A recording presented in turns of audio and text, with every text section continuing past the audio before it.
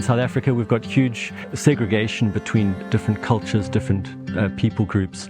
What we're actively trying to do is to get farmers of, I guess, European ancestry originally, but who very much identify as South African, and farmers of Zulu ancestry to work together to improve social cohesion.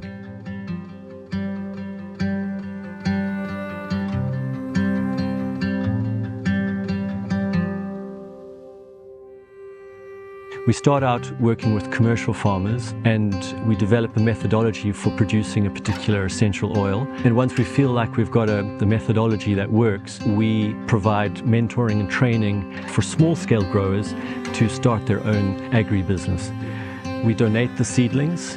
We teach them how to put together a constitution and operate as a cooperative, training on farming organically, so that they've got all of the building blocks required for them to become essential oil farmers. Ukuzwa kwethu ngo-oli ngalamafutha o-33 Mr. Strati owafika wasitshela wabuye wasinika isithombe.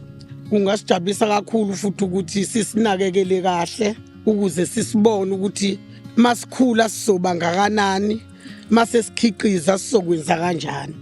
It's been really a privilege to actually watch them grow in their knowledge and their skills, and a lot of them have left here because of the training, and they've moved on to better paying jobs, and I've seen the benefit in that and how they've bettered themselves as people and as families, and the exciting part is rolling it out to the wider community.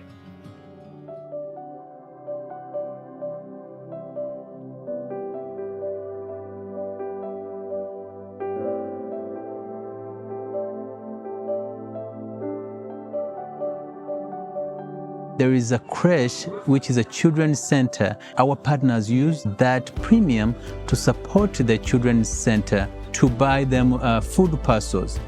Well, at the moment, we just feel this is an amazing place for the children. The parents know that they're being fed twice a day, well looked after, cared for. We are able to uplift the whole community. So it's just an amazing place, and I love it. Over the years, the small-scale growers have realized that we are not going away. We remain committed to helping them get their own businesses up and running, and we remain committed to training them on how to farm, and so far so good. But I mean, it wouldn't be possible without the partnership like we have with dōTERRA. My hope is that it can be a blueprint for other such community projects in South Africa to focus on inclusive business that doesn't just do work with people who look the same, but is able to do business with all types of ethnicities and cultures.